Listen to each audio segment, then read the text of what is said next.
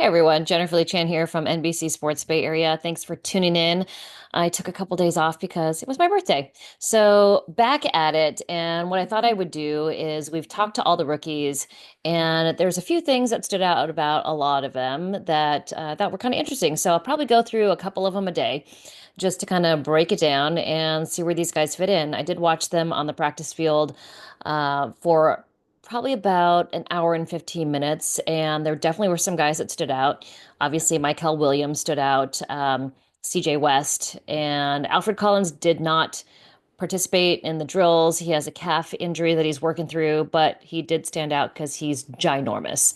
But a couple other guys that we spoke to were kind of fun to talk to. Two guys in particular I'm going to talk about today. Upton Stout, who is the cornerback. He's only 5'8", 181 pounds, but he did 21 reps at the combine of the bench press. So, interesting thing about Upton Stout is that he did not lift with the DBs when he was at Western Kentucky. He lifted with the linemen. So he is kind of one of those sneaky, strong guys. He definitely said that there were a lot of guys that he played against on Saturdays when he was at Western Kentucky, and they were a little surprised the power he punched because he's a very strong guy and I think it's unexpected at 5'8", 181 pounds. Not expecting a guy to knock you over.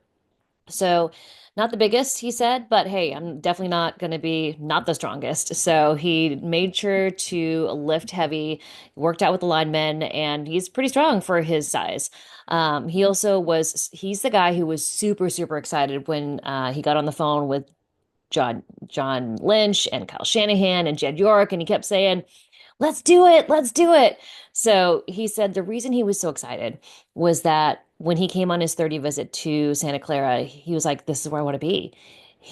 There was some sort of feeling that he knew he wanted to be in Santa Clara. He's like, hey, coach, if you can do this, this is where I want to be. This is absolutely it.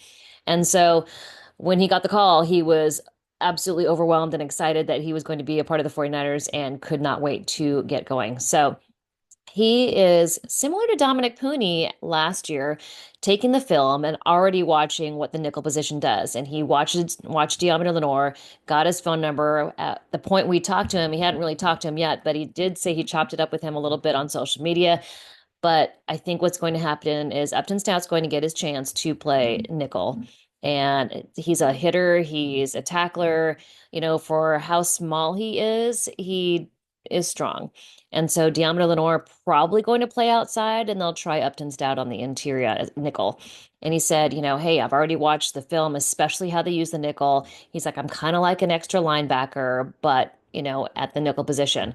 So, you got to say something also about the fact that not only that he's that strong for his size, but he was recruited heavily by Michigan and he stayed at Western Kentucky and he said it was because of his morals and his values. He said, if you move for the money, you're not moving for the right thing.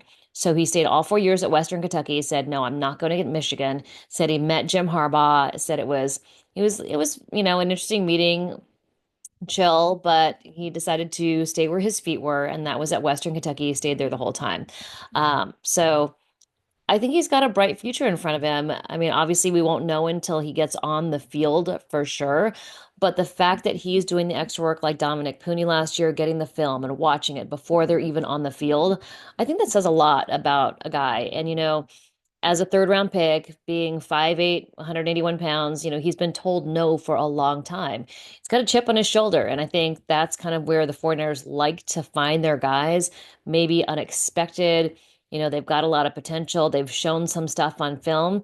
And this is a guy who could definitely turn around and be like the next K'Wan Williams, who was really good, at that nickel position. The Shark, they called him, and the Shark Blitz was because of K'Wan.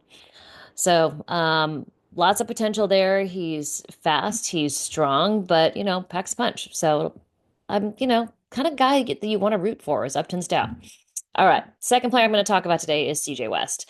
Stout guy. He is 6'1", 316 pounds. And the funniest part of his interview was that he said he saw Alfred Collins, ginormous, Trent Brown's cousin, by the way, looks so much like Trent Brown. Um, I remember meeting Trent Brown when I first started, and there's a picture of me and Matt Barrows. Both of us are very demure. And Trent Brown, who was 6'7", 350 pounds, just ginormous dude. He might have not been that heavy at that time, but we look like children. So Alfred Collins is related. He is related to Trent Brown, who is a ginormous human being. Alfred Collins is dealing with a calf injury, but he should be good by the time they hit minicamp, maybe. But CJ West said he came down the escalator, saw Alfred Collins. He's like, "There's my new teammate." He knew exactly who he was. He's like, it's kind of hard to miss him.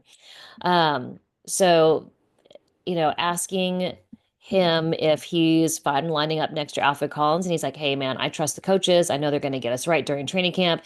He's, says we're going to move like one heartbeat. We're going to trust each other. So all the right things that a defensive lineman needs to have and in his mental state, that's what CJ West has. Just, a really, really good interview. And I've got to say, for almost all the guys that we spoke to, fantastic personalities, and you understand why the 49ers became enamored with them.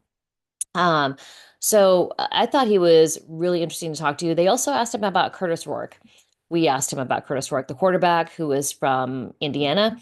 And he said, man, he's like, it's like so surreal that we're both playing for the same team, loves Curtis Rourke and thinks that he does everything the right way, is a great guy. He's like, you'll see, he does everything the right way.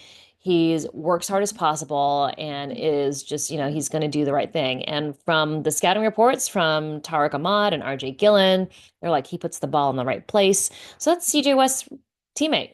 Loves the fact that they're on the same team together. So obviously, Curtis Rourke has the ACL injury, had surgery in January, and then will make his way back to probably maybe cleared by training camp for light work. Um, so going back to CJ West, he's already met Chris Kasarik, loves the aggressive coaching style. I think most defensive linemen do, but I don't know. Um, you've got to think that there are some defense linemen that don't like a guy yelling in their face, but hey, CJ West said, I love it. I love an aggressive coach. I love his style. And he said, hey, I've looked forward to playing next to Nick Bosa for a really, really long time. He's like, I've always looked up to him as long as I was playing. He also said something that I think, there's always like these interviews, and I'm like, oh, that's a good point.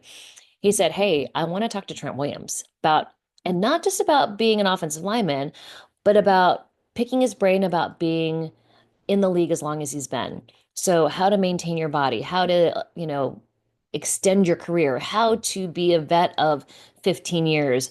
That's what he wants to talk to Trent Williams about. I think that's such a mature approach to joining, your first few days or steps in the NFL to, hey, I want to talk to the 30-year-old dude and see how he has kept his body in shape to maintain his ability, his skill set, and to stay in the league for a long time. So I thought that was kind of interesting.